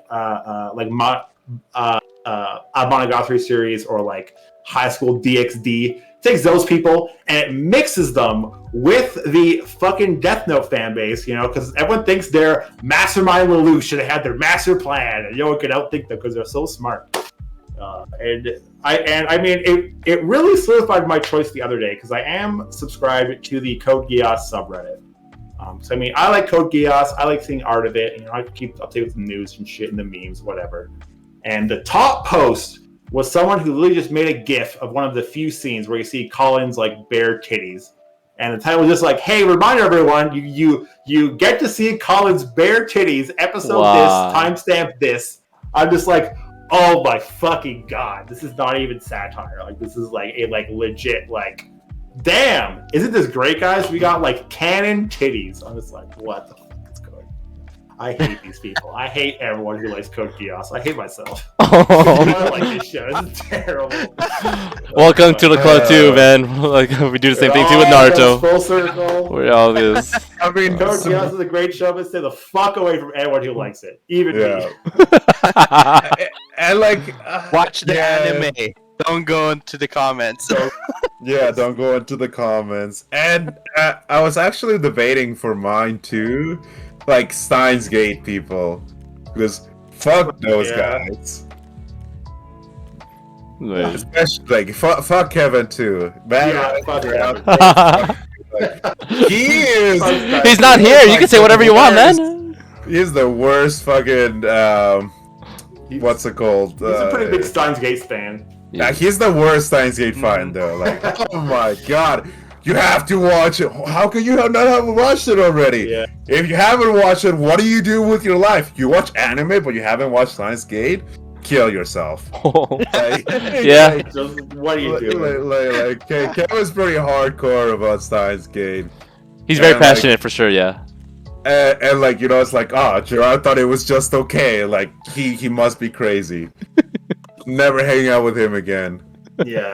Yeah, you know, like it's insane. I don't know, and again, it comes back to the whole mastermind thing, right? And it's like everybody thinks there's like the show's smarter than it is. Like it's a smart show, but it doesn't It's go not that that deep, smart, man. guys. Yeah, Come it on. doesn't go that deep. It just doesn't. Like, yeah, it's a smart show. It's a very smart show. That doesn't mean smart people watch it. Yeah, it's still one of those shows where it's like, don't think too hard about it. Yeah. You know? Just ride the wave. Yeah. Like, But it's I mean, all- like, once you do, it's like, why does he have the power? He just has it, just cause. Hmm. Did they ever explain that? No. Just like, It's like One what's Punch with the Man, llama on right? the TV? You know, what the fuck? Yeah, it's like One Punch Man. You know, just you know. He's the strongest, so why bother? Yeah. You know, it's very, you know, it's very smart in its own right. But yeah, sometimes with you know, with like any anime, there's those moments where you just put your hands up and you go wee, and you ride the roller coaster. You know, you just like, you know, you don't like think like, I wonder how the physics of this roller coaster works. You just go, yay! I'm going down a fucking loop-de-loop.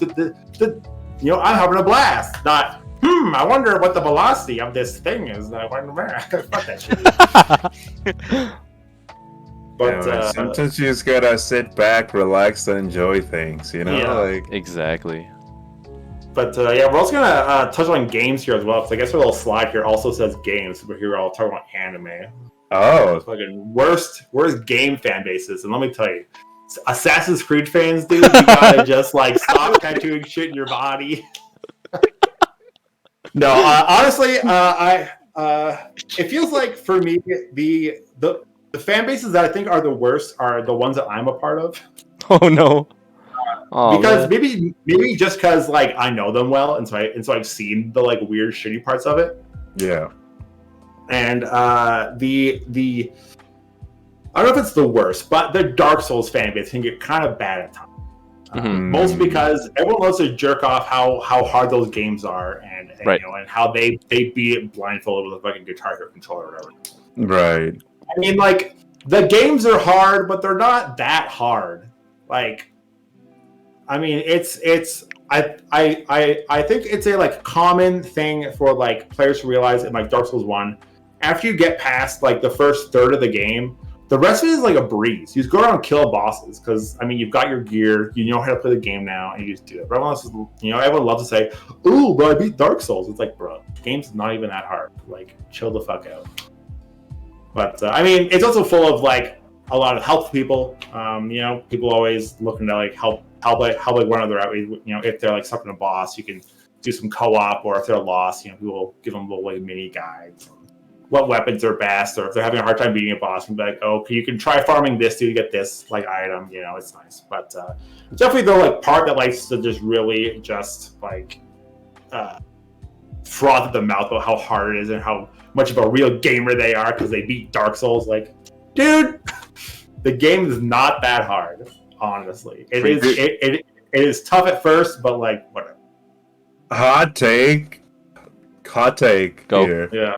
But the worst fan bases are single player games. Like I've never heard. You're gonna tell me that the League of Legends fan base. No, is okay, better. okay. I'll disagree with that one, dude. Like, yeah, League is toxic. Yeah, But dude. I've never heard a person say, "Ah, dude, I fucking love League's fan base." Not even League players. Even League players are like, "This game is garbage. I hate myself for playing it, and I'm gonna play it again." But like, you know, it's like every competitive game. It's like, "Oh my god, this game's fucking trash. I hate it." Right? And like, sure, there's toxic people in there, whatever. But but like that's where it stops, right? It's like I never hear no like That's fair. There's a lot of fun cosplay and art and stuff. Yeah, right. Things, yeah. yeah, exactly. But I like, you know, like you're always gonna have your rule 34, but you know, like I never heard like, you know, like League's the best game. Why aren't you playing? Like it's like, nah, dude, it's garbage. Stay away from it. Don't be like me. You know, like That's a helpful fan base. So like, dude, don't do it. yeah, it's like why Stay would you far away. it's like, you know, it's like it's funny because it's like drug addicts telling people like, no man, like just Not worth it. I'm hooked. Yeah, You don't have to Do you be. want to look like me? Because Yeah. you play League, you're gonna look like me. Oh. So like the worst fan bases always come from single players, and like one of the big ones fair. for like that I'm subscribed to is the Elder Scrolls, because I love the Elder Scrolls, but Okay. people just can't love the Elder Scrolls. They just can't be like, hey, you get to fight a fucking dragon in Skyrim. That's pretty fucking neat. No, it's like, oh, you get to fight a dragon. That's cool, I guess, but its historical background is actually a lot less. It's a lot more shallow than the historical my background goodness. presented to you in Morrowind. It's like, god damn, dude, Morrowind's like Can a you just fucking like this game? Morrowind is a fucking 35-year-old game. I can't look. I understand, and being like especially like being who I am, I love a good story. But the graphics in Morrowind are like they're 1990s fucking graphics. Ooh. It's like how can you still like look, don't get me wrong, nostalgia's a big thing, and like I get it, it's your favorite game, but like let other people enjoy Skyrim, man. Like let other people enjoy the other Elder Scrolls, you know, like so I don't know. Like say I find single player games usually have that kind of following around it, you know, like which was the best in the series, or which character, you know, was like the most useful. You Final Fantasy too. Oh. You know, I'm calling you out there, all your fantasy fans, like you know. Final Fantasy 7 fans especially, like Yeah. they treat like every other Final Fantasy game to be hot trash. Just like, dude, you know, X was pretty good. You know, the first one was pretty good, right?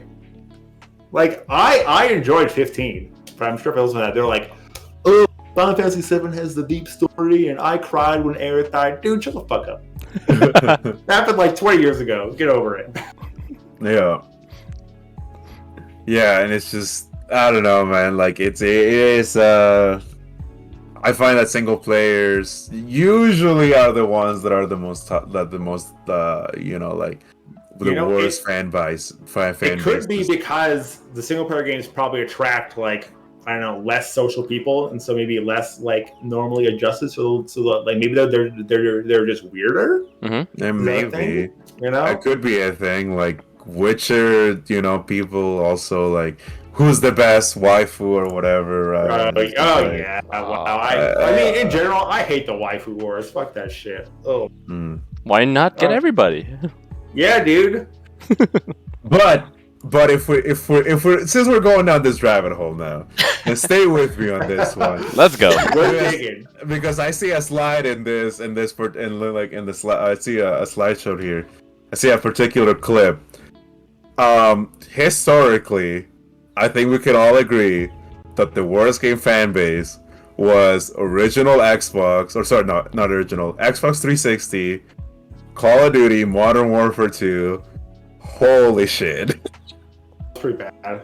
Wow. Hell, like And I was one of them. Were you one of them Call of too? Duty, like, not just Modern Warfare 2, but the Call of Duty like franchise in general had a pretty shitty fan base.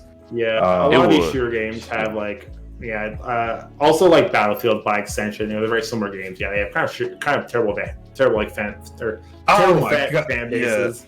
I mean, And the war against like COD and Battlefield. God. I mean, I can't remember which Battlefield it was. It was like it was maybe not the last one, but the one before it. But they had a bit where, like, in the trailer, in their campaign or whatever, in the Battlefield game, they had like some female soldier on the front line or something. And everyone's losing their mind, or it's like it's not historically accurate to have a female soldier. Battlefield 1? And it's like, dude, this is a game where you strap C4 to a buggy and fly into a helicopter. Who gives a fuck? Like, Bad you're really company. you're gonna like rap about me about historical accuracy when here you're flying, you are launching out of a jet, shooting another jet with your bazooka, and then landing back in your jet, and you want to come at me with historical accuracy? Get out of my face, like know your own game. Yeah, right. It's just like again, you can enjoy things, man. Like I just like it. love like don't I love Battlefield 1. Like it's not the first one, but like you know how they came out with like different ones. Like yeah, Battlefield 1 was like World War One, like setting World War One, right? And dude, you turn the hot off on that thing, and you know, and you partake in a little bit of marijuana, and that game blows your mind. Like, it's just like you immerse, you turn the hot off, you're just running with the gun, you hear the explosions around you. I'm getting 0 kills, but I'm having a lot of fun. Wow, you're seeing in 4D, man. The whole new experience. It's like I was really there. I would highly recommend trying that. By the way, turn the hot off on Battlefield 1 and just go at it. Super fun. Nice.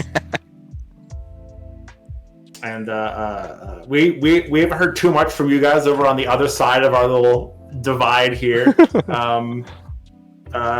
Kazo, when it comes to games, have you picked a fighter? Is it one of these like fighting game fan bases? Is it? We gotta know. It is. It's always like knowing me and everything else though, like what I do and what I love, especially like given the fighting game community. We have a lot of hate for everything else though. Like one fighter is not considered the best. One fighter has to be considered the best of all, right? When you put in Street Fighter, everybody, the first thing out of the mouth, it's not just like I love Street Fighter as a whole. No, you gotta be in one category. I love like which Street Fighter are you in? Are you with Team Third Strike? Are you with Team Alpha?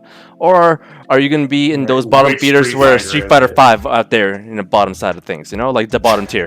That's why they create bottom tiers for a reason, or the tier list for a reason. So do you know which ones? Because like you'd be like, all right, you use bottom tiers. Well, fuck you. So all these things never meant for fun. But I would generally say overall, any esports has like the worst fan base. I would put it there. But if I had to name just like a couple one, like not just Street Fighter though, like the biggest culprits for me, Marvel series. Oh really? Like like Marvel, Marvel versus Capcom? Yeah. All right. Generally say there's always that one person. Even like it doesn't matter if it's like let's say. I do recall there was like one guy who pretty much had that one sign on. It was like a Dota tournament one time, and they had pretty much a camera view of everyone. And there's this one guy who put up a picture or like a little plaque that says "When's Marvel?" So he's bringing like fighting games even to like overall. It'd be like, you know what? I'm here representing and everything else. I don't give a fuck what you do. They're the ones like show up like creating the memes of like it's Marvel baby every single time, calling names, fights bring out. There's a reason why it's like if you look at old school Marvel videos in between with Marvel 2, especially Marvel 2 is a big culprit. It's literally becomes like they pretty much bring out the thug and everybody else though. So like I give another hot example though. It was I believe 2018 of EVO, Marvel vs. Capcom 3. One of New York's best, Chris G, won and everything else though. He won grand finals, pretty hype. Everyone's cheering on the top of the stage and everything else though. Kudos to that man. And then all of a sudden, out comes this. Like, I'll be straight up. There's this one guy, he was a shirtless black dude with an Xbox controller, calling him out after he just won, like, finals. Saying, yo, and he was literally, like, up in his face, like a WWE sort of, like, promo. Kanye West. He literally... He was! Finish, but I'm the best fighter.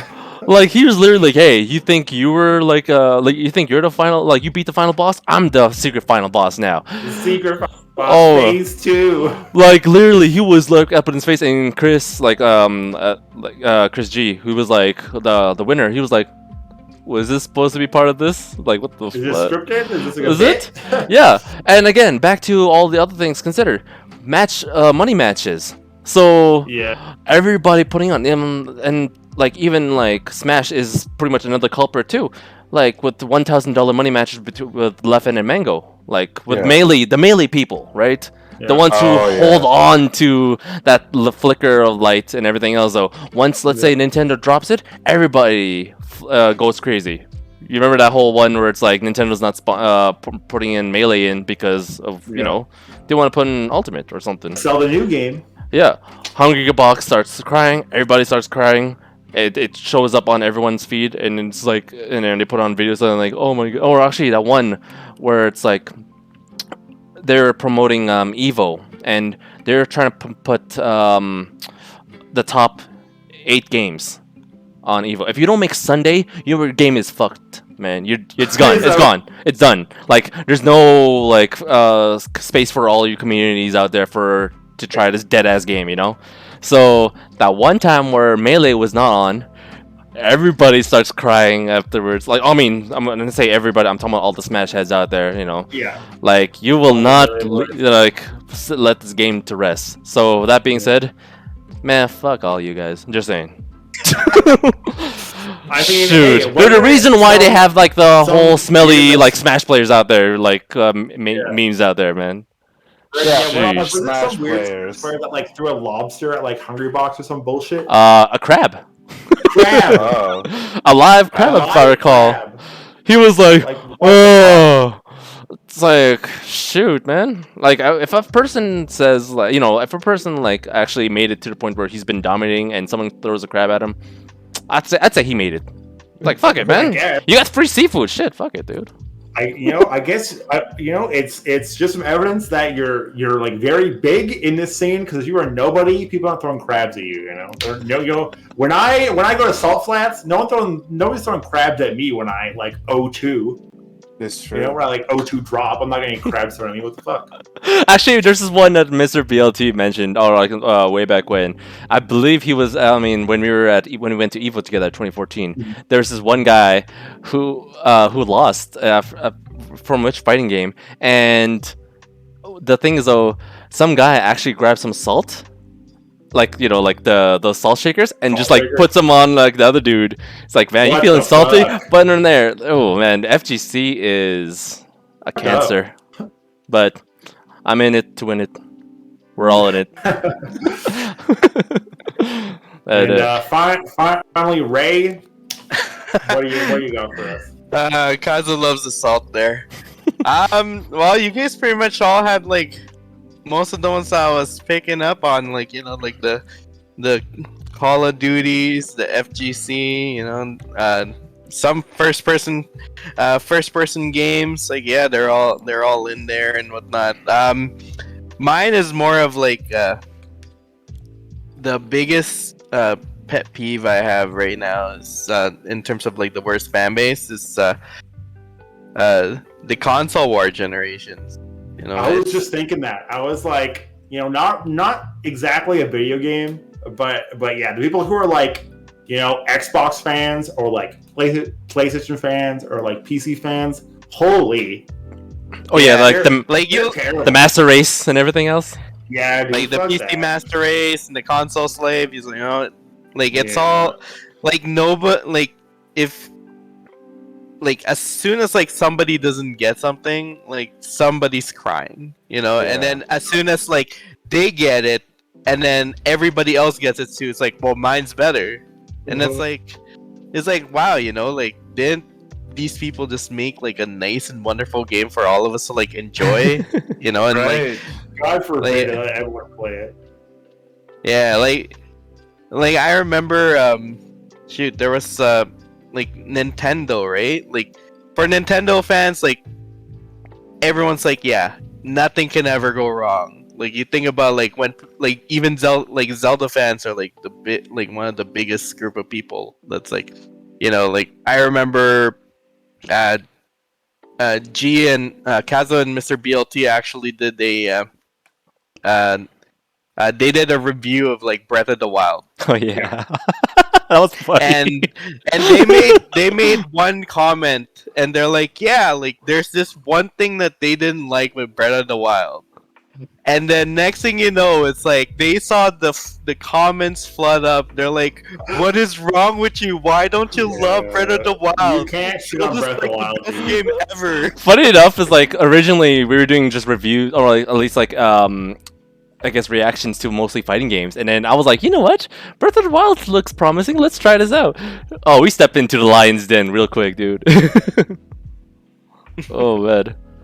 Yeah, so yeah, just like for me, I have an Xbox One, I have a PS4, I have a Nintendo Switch, like I have like a whole ton of like other, like I even have like a Raspberry Pi, I have a PC. I try and enjoy everything as much as I can. Like, of course, the hard part for me is like not wanting to have like too many games at like multiple areas, like multiple systems. But like the thing is, like, yeah, we need to go and enjoy it for what they are.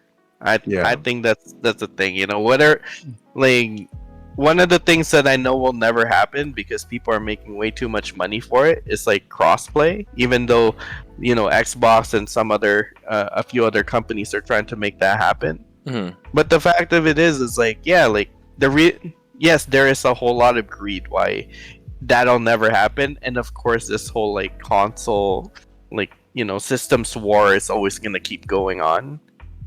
And yeah, like it's a sad part because yeah, like we all just need to go and enjoy it. We need to be like Minecraft. Minecraft, you can play it on a microwave, and like you can be like, yeah, I played it on a microwave. Be like, oh man, that's actually pretty sick. Right? Play But, on my LG smart fridge.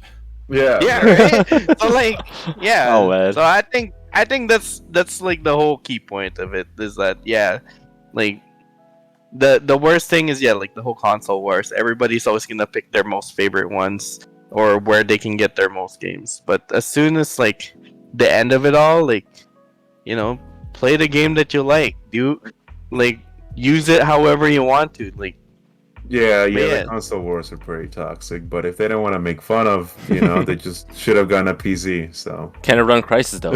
Ow. yeah. Sure, over here, Shout out to PC Mr. boy. BLT. Can it play Crisis 3? Oh my goodness. Well, that's a throwback. It was all about Crisis, dude. Like, oh, I built a PC, dude, and it runs Crisis 2. It's like, oh my fucking god, dude, that's insane. But I believe that wraps our show today. I will pass it to Kazo to take us away. Awesome. Thank you, Offbeat Hero. Wow, we pretty much covered a lot for this episode, We and did. it's been we made it, man. It was good. I love it. That being said, though, shout outs to all you guys, especially the viewers watching and everything else, though. Whether you've pretty much caught in just the glimpse of it right just now, or if, even in the beginning, I appreciate you guys checking this episode out, and know the fact that it's going to be on our YouTube channel under Ichi Gaming. So. I also want to give a shout out and a big thank you to Ichi, Offbeat here, and Thicc Churro for pretty much putting it to work and giving us your awesome input for this episode. And personally, thank you for all your contributions for this one as well.